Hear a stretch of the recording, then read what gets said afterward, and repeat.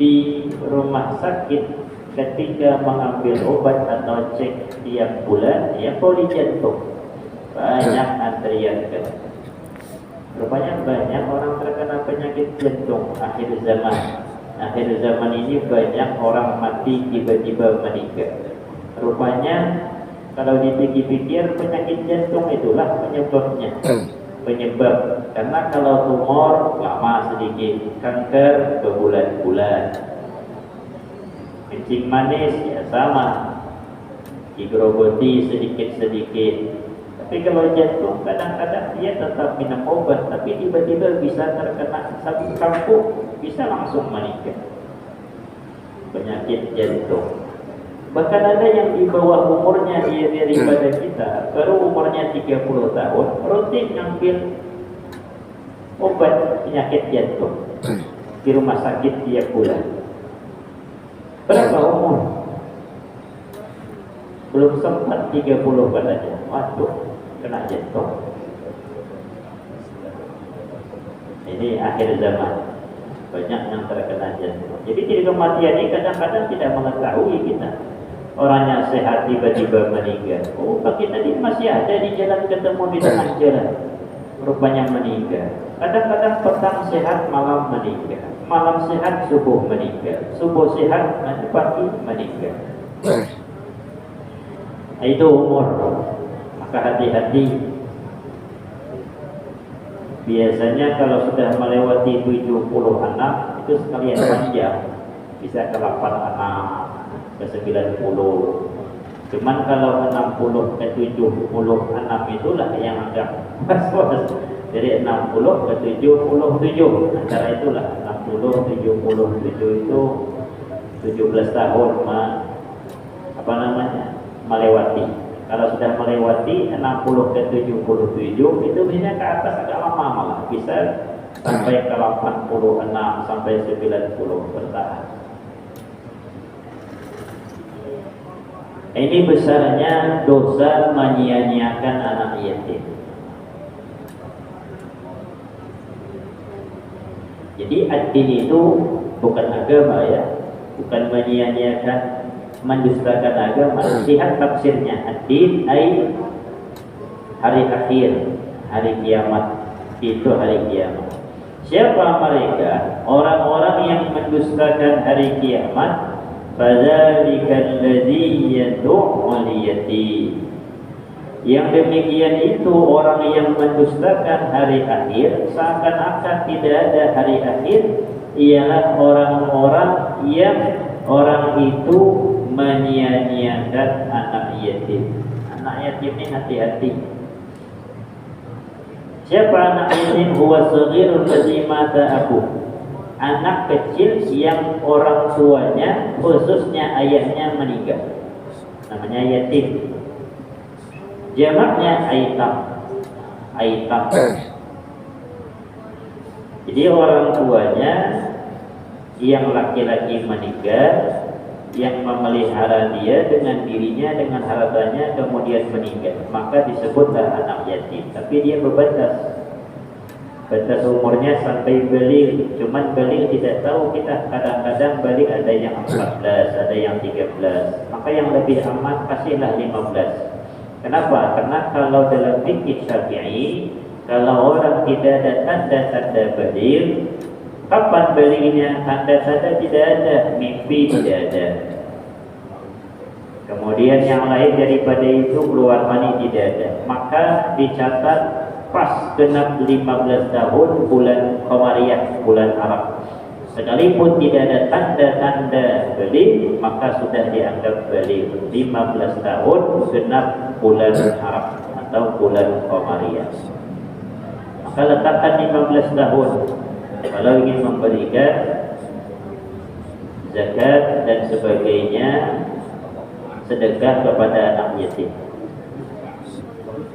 berikan kepada mereka yang di bawah. Kalau sudah anak yatim disebut orang tuanya meninggal, khususnya abahnya, tidak ada batasan umur. Rata-rata kita ujung-ujungnya yatim juga, sekalipun dia sudah meninggal. Orang tuanya meninggal umurnya 45, orangnya 7, orang tuanya 75, meninggal orang tuanya. Anaknya berapa umurnya? 45. Berarti dianggap yatim juga. Nah, jadi anak yatim itu ada batasan. Sama juga mu'allaf. Mu'allaf itu ada batasan.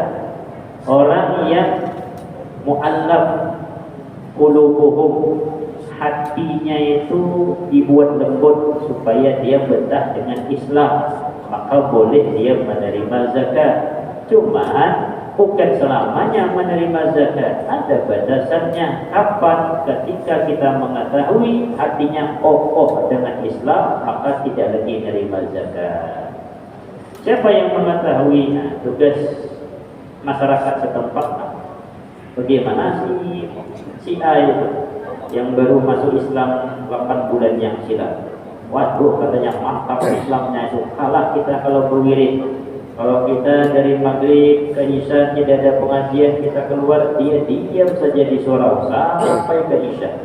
Kalau kita habis isya langsung meloncat keluar, dia diam setengah jam bulan dalam surau baru keluar. Dari awal sampai sekarang seperti itu. Padahal berduit kurang dulu berduit. Maka dia sudah jadi orang miskin, tapi mu'allaf tidak lagi. Kenapa? Hatinya kokoh dibanding orang kita, lebih kokoh dia. Tapi malah dia kata hatinya tidak kokoh. Kadang-kadang dia curhat, ekonomi susah. Aduh, ada tawaran kembali oleh keluarga, disuruh kembali ke agama ini. Kalau umpamanya kembali ke sana, malah dikasih modal kembali. Kita nasihati jangan. Nah, ini berarti hatinya masih perlu untuk dibujuk supaya mantap dalam agama Islam. Nah, itu boleh jadi masalah. Banyak kadang-kadang ada yang malah bawa bini masuk ke Kristen. Sampai sekarang sudah masuk ke dalam agama Kristen. Yang laki Kristen ingin menikah dengan perempuan Islam, oleh orang tuanya tidak diperbolehkan karena beda agama. Akhirnya yang suami mau masuk dalam agama Islam, sudah menikah, dapat 2 anak, surut. Apa yang surut? Ekonomi surut. Itulah cobaan.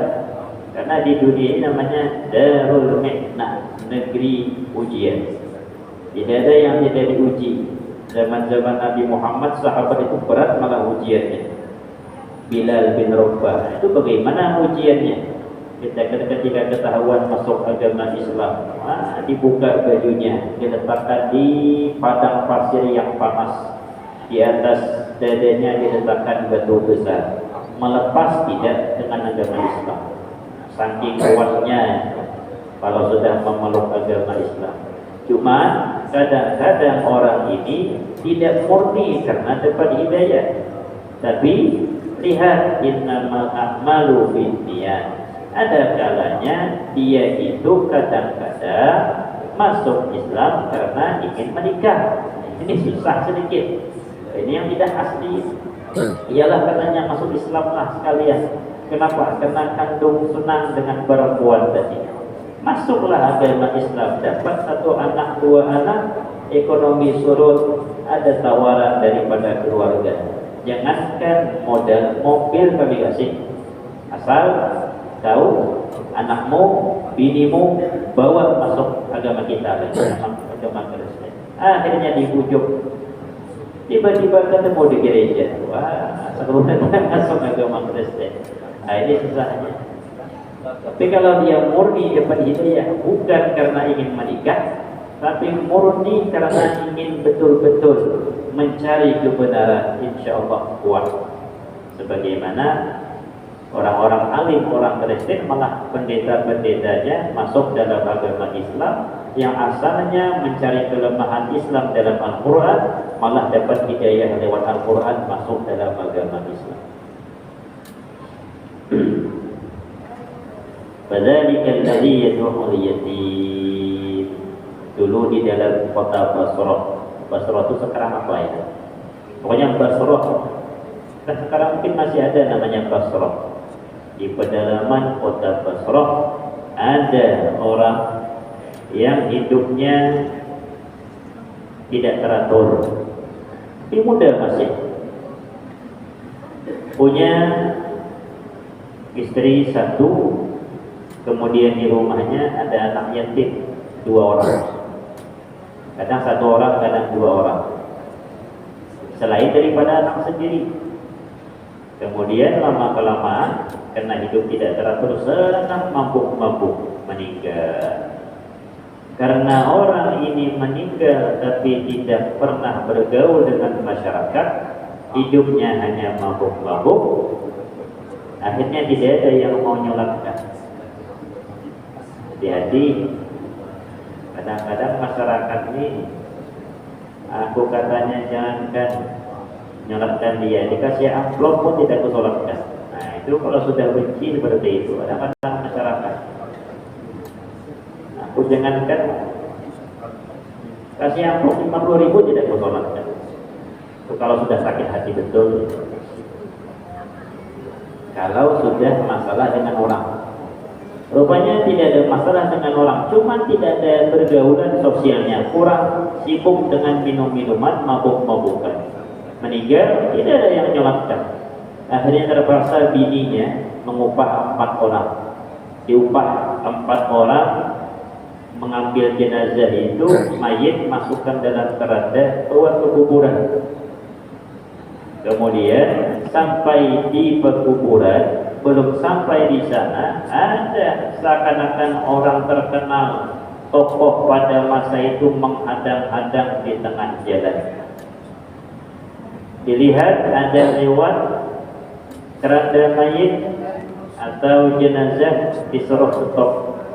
Katanya yang membawa jenazah, ya Syekh, kenapa kau menyuruh kami stop?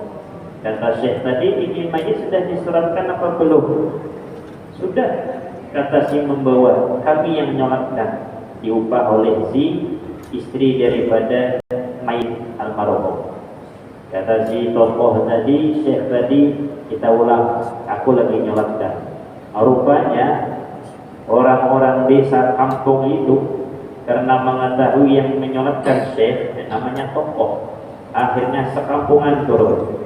Ini tokoh ini sentral. Makanya kata Imam Al-Ghazali, idza zallal alim zallal alam.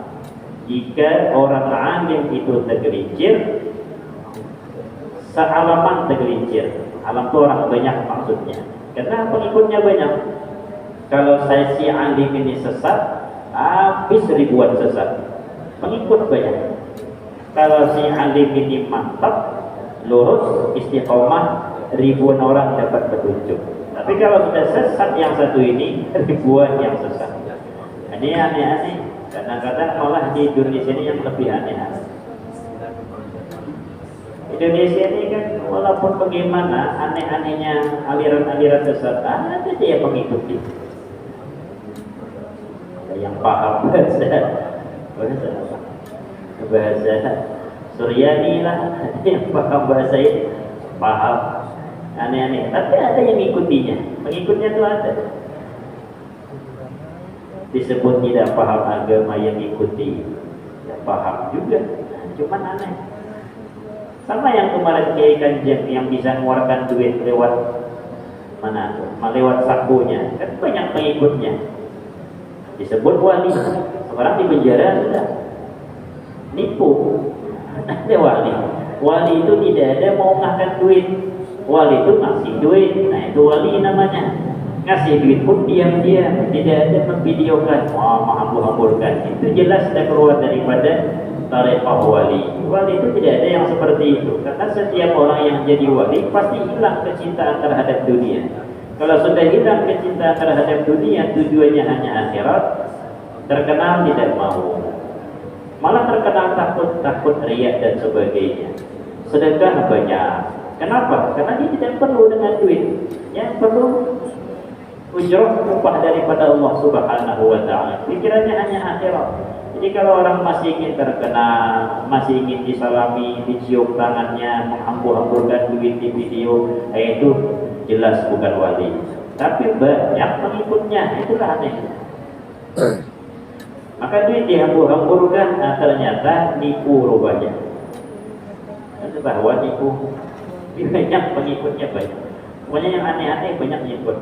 Apalagi yang tidak sembahyang, tambah banyak ngikutnya ya. Inilah ajaran yang kita cari katanya. Ajaran yang kira-kira tidak menyusahkan. Apa? Bukan sembahyang. Ada banyak laku itu ajaran seperti itu.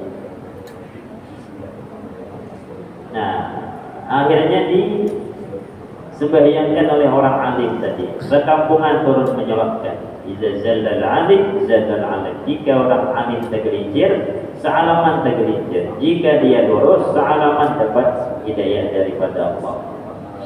Akhirnya setelah dikuburkan, si alim bertanya, tadi aku tidur di waktu duha, kemudian aku bermimpi, seakan-akan mimpi itu mengarahkan kepadaku, bangun, nanti sebentar lagi akan ada jenazah lewat di depan ini, kau hadang di sana, sholatkan jenazah tersebut. Akhirnya aku tunggu-tunggu di sini, ada jenazah inilah yang lewat satu-satunya jenazah. Ditanya kepada istrinya, kira-kira apa kebaikan suamimu nih sehingga aku sampai mimpi-mimpi diperintah seperti itu? Kata istrinya, tidak ada kebaikan kecuali hanya beberapa. Apa yang beberapa tersebut? Yang pertama, kata istrinya, suamiku itu sebenarnya ingin taubat, cuman belum bisa taubat. Kenapa? Ketagihan minum. Tapi kalau dia sadar pulang ke rumah, dia setiap malam kadang-kadang kalau dia sadar itu memukul-mukulkan wajahnya ke dinding sampai waktu subuh, sambil menangis di waktu subuh. Kemudian dia mandi, habis mandi pakai baju-baju baru, sholat subuh berjamaah. Habis sembahyang subuh kembali lagi ke mabuk-mabukan. Kacaunya ini, mabuk itu banyak ketagihan. Dia rokok juga dia. Ada orang berhenti merokok, setahun sudah berhenti merokok. Setahun 3 tahun sudah berhenti merokok, meski hidup orangnya. Pergi pengantin oleh kawannya di pengantin, dikasih 1 bungkus Samsung. Aneh, Samsung bungkus. Ini 3 tahun dah stop merokok. Karena dimarahi bini, dokter pun sudah marahi waktu itu sakit. Dikasih Samsung. Diambilnya sebatang, kasihnya sebungkus. Aku sebatangnya lah, menghormati katanya. Tapi sebatang menghisap, pulang dari pengantin beli satu lagi sebungkus. Wah, ini ketagihan. Sampai sekarang masih merokok mah. Ini bola. 3 tahun sayang sudah bisa berhenti, tiba-tiba dikasih kawan sebungkus, diambil sebatang. Aduh, katanya kembali lagi sudah tak bisa aku menghentikan. Ini mabuk sama modelnya seperti itu, minum-minuman. Bagi kembali mabuk bukan. Yang kedua, kata istrinya, suamiku itu tiap layak itu bibaitihi, suamiku itu tidak pernah mengosongkan di rumahnya, rumah kami, katanya itu 1 atau 2 orang anak yatim tetap ada di rumah. Wa kana ihsanuhu ilaihi aktsar min ihsanihi min auladi. Kebaikan suamiku kepada anak yatim tadi malah lebih baik dibanding anak sendiri. Nah, ini yang sulit. Sanggup tak kita seperti itu? Wah, berat. Itu amal betul-betul mantap tuh amal. Kebaikan kepada anak yatim lebih dibanding berbuat baik kepada anak sendiri. Punya anak 1, punya anak yatim 1. Anak yatim kasih 15.000, anak sendiri kasih 13.000. Kan berat tuh. Yang ada kan dibalik. Anak yatim, nih 10.000, anak sendiri 15.000. Nah, jajanlah bagi di sana. Atau sekurang-kurangnya sama, anak yatim, anak sendiri 10.000. Ini tidak, rupanya melebihi anak yatim malah. Anak yatim umpama kamarnya ber-AC, anak sendiri kipas angin. Tak beda. Sanggup tak seperti itu? Berat. Nah, ini yang sanggup oleh beliau. Mendengar yang kedua ini, tidak pernah mengosongkan anak yatim di rumahnya, dan kebaikan si mayit kepada anak yatim malah lebih baik dibanding anak sendiri. Angkat tangan si alim tadi. Oh, kata si alim, wajar. Ya sudah, saya pulang. Baru beliau pulang setelah menguburkan si mayit tadi. Ini makanya kata Rasulullah, ana saya kata Rasulullah, dan wakafilul yatim, orang yang menanggung anak yatim, memelihara anak yatim kehatai, seperti dua ini. Antara beliau contohkan jari telunjuk dan jari tengah. Artinya tidak ada sekat, dekat sekali di dalam surga Allah Subhanahu wa ta'ala. Jadi ada batasan ya, yatim itu sampai dia balik. Kalau susah, taruhlah 15 tahun. Sebagaimana si mu'allaf sampai dia kokoh di dalam agama Islam. Kalau sudah kokoh, jangan lagi diberikan zakat. Kalau dia miskin, maka dia masuk ke dalam golongan fakir miskin.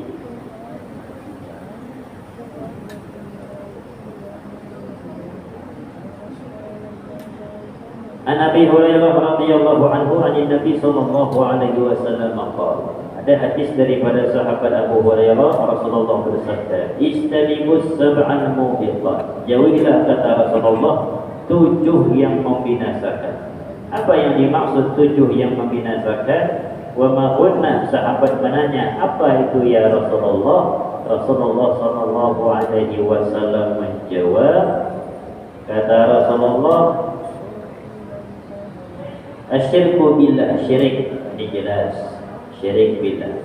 Wasihir, sihir, katanya orang Sunda teluh, orang Sunda teluh, katanya orang Jawa tenun, lain tenun benang tu lain. Katanya orang Jawa Timur santet, nah, sama itu. Katanya orang Arab ya sihir. Katanya orang Banjar kirimah, Banjar kirimah. Nah, apa yang dikirim? Wallahu a'lam. Jeruk dikirim, rambut dikirim, itu hati-hati. Itu nyata ada ilmu tersebut. Kenapa? Karena Nabi Musa memang menghadapi para penyihir-penyihir, dan itu diteruskan. Yang asalnya di zaman Sulaiman, Nabi Sulaiman bisa menundukkan jin, kitab-kitab sihir yang dikuasai jin diambil oleh Nabi Sulaiman, dikubur, ditutup, dikubur. Kemudian setelah dikubur, meninggal Nabi Sulaiman, diambil kembali oleh para jin tadi. Kemudian disebarkan kepada dukun-dukun sampai kepada Nabi Musa, zaman Nabi Musa. Kemudian diajarkan terus sampai pada zaman Nabi Muhammad. Zaman Nabi Muhammad pun pernah terkena sihir. Kurang lebih kata Imam Ibnu Hajar setahun. Nabi Muhammad merasa berat saja kepala, sehingga Nabi Muhammad memakai perobatan medis. Apa medis waktu itu? Cantuk. Nabi Muhammad pernah cantuk sebelum turunnya al-mu'awwizatain, qul a'udzu birabbil falaq, qul a'udzu birabbin nas. Sampai sekarang ada yang diturunkan, diajarkan, diturunkan. Itu dosa besar, jangan memakai sihir. Belajar cuman katanya, oh hati-hati, belajar itu nanti menggunakan itu. Memang ada yang memperbolehkan belajar. Al-Imam Fakhruddin Ar-Razi mengatakan boleh kalau sekedar belajar, cuman hati-hati. Para imam yang mengharamkan, kenapa? Walaupun boleh, itu tetap akan menggunakan. Kata gurunya, nah sudah lulus. Nah, tahu lulus ini bagaimana? Kan harus dites. Lulus sudah ya. Ini kalau tidak tahu kan harus dites. Nah, ketika masih seperti menggunakan sihir hukumnya haram. Ada kawan dulu.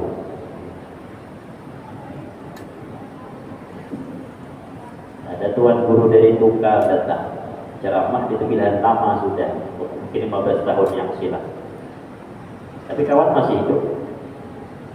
Ceramah di Tepilahan. Dan bagaimana si penyihir ini memasukkan benda tadi lewat mana? Setelah ceramah selesai, habis ceramah selesai, malah pendampingnya yang malah terkena sihir. Habis ceramah, habis acara langsung muntah darah. Setiap muntah darah, rambut yang keluar. Dari mana datang rambut itu? Dilihat rambut, kadang 3, sebentar muntah lagi, dilihat ada lagi rambut. Nah ini aneh, berarti banyak. Karena kurang sudah darah, bawa ke rumah sakit, dicek, tidak ada masalah. Diingatkan 3 hari di rumah sakit, tidak ada perubahan, keluarga. Kembalikan ke Tungkal sana, bawa ke Tungkal, diobati dengan obat kampung, baru selesai. Rupanya dapat kiriman sihir, itu namanya sihir adat. Sihir adati. Wa qatlun nafsin allati haramallahu illa bil haq, termasuk yang dijauhi membunuh tanpa ada hak. Jangan membunuh orang lain. Wa aklul riba, memakan harta riba. Aku hutang kepada kita, iyalah kita hutangi. Berapa hutang? 5 juta. Oke, tapi kembalikan 5.200.000 ya. Karena terpaksa si A, iyalah kata si A, akhirnya dia berhutang. Akhir awal bulan dikembalikannya 1.200.000 rupiah. Nah, 1.200.000 rupiah. Yang 200.000 itu riba. Jangan dimakan yang 200.000. Yang mencatat dosa, yang berhutang dosa, yang menghutangi apalagi. Dimakan yang 200.000 tambah lagi. Saksinya kena juga. Yang 200.000-nya itu riba, ujungnya itu riba. Tapi kalau tidak ada syarat, bukan riba. Bahkan dikasih ikhlas oleh orang yang tadi yang berhutang. Ini namanya idfa' billati hiya ahsan. Memang seperti itu seharusnya. Kalau umpama kita minta bantu kepada orang lain, kemudian dibantu oleh orang tersebut, maka balas dengan yang lebih baik. Itu diajarkan dalam Islam. Makanya kita ini susah berhutang dengan kawan. Kenapa? Karena kita itu tidak mengamalkan murni ajaran Islam. Ingin berhutang dengan kawan, tapi ketika sudah dihutangi ditagih susah. Nah ini kan aneh seperti ini. Katanya malah berhutang di bank konvensional riba. Oh, seakan-akan takut dengan riba. Tapi ketika berhutang dengan kawan sengaja tidak dibayar, sama juga sebenarnya. Haram juga.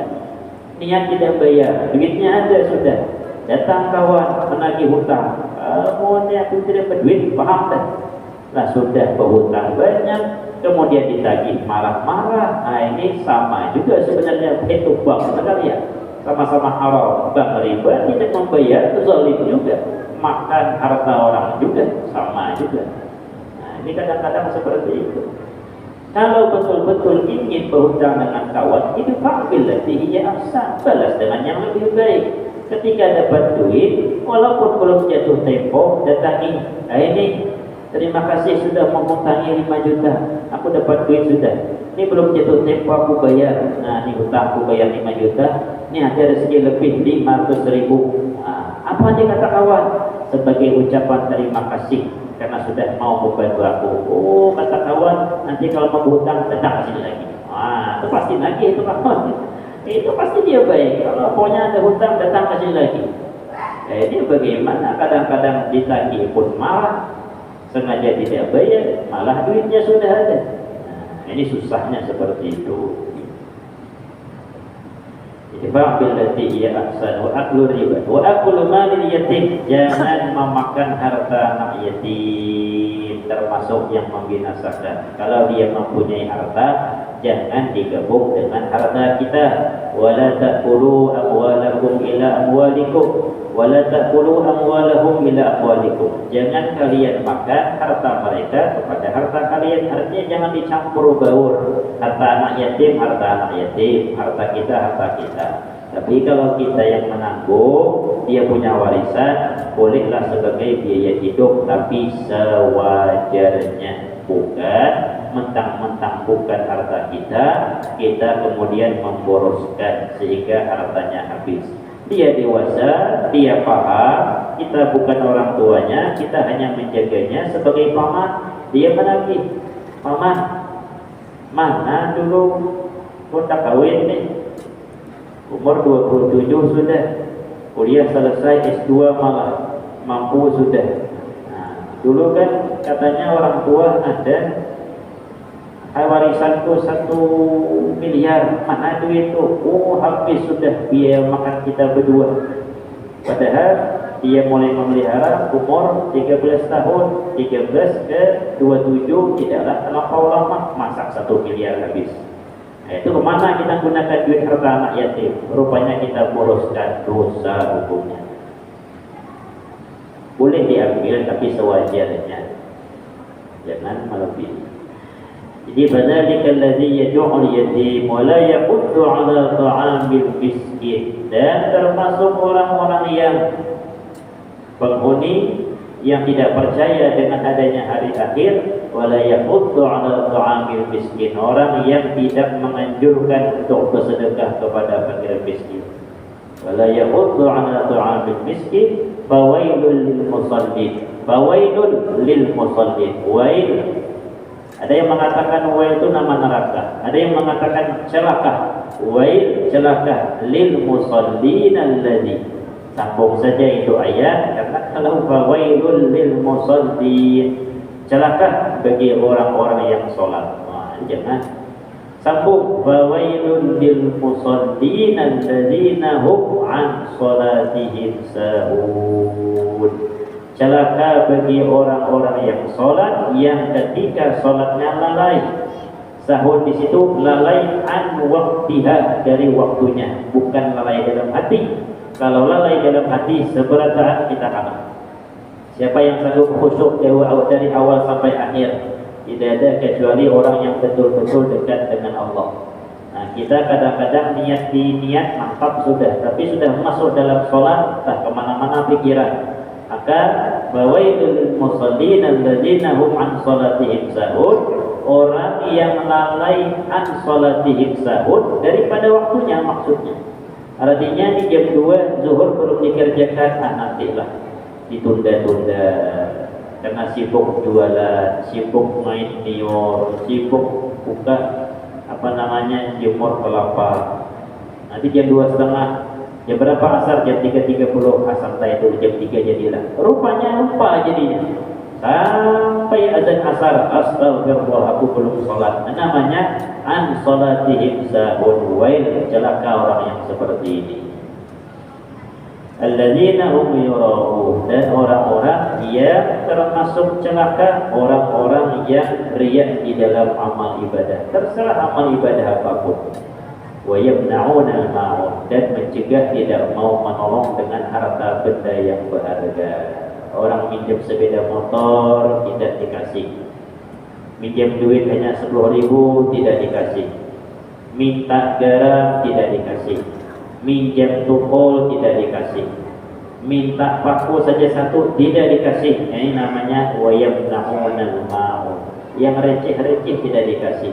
Termasuk orang-orang yang baik. Hati-hati orang yang seperti itu, jangan sampai kita termasuk orang-orang yang dikecam oleh Allah, termasuk orang-orang yang celaka, atau dalam tafsir lain orang yang masuk ke dalam neraka wair. Mudah-mudahan kita dijauhkan daripada Allah, daripada hal-hal yang tidak baik. Badan kita dijaga, kesehatan kita dijaga, akal kita dijaga, dan selalu diberikan taufik dan hidayahnya, dan tetap ada jalan yang lurus. Ihdinas siratal mustaqim. Mudah-mudahan kajian kita bermanfaat.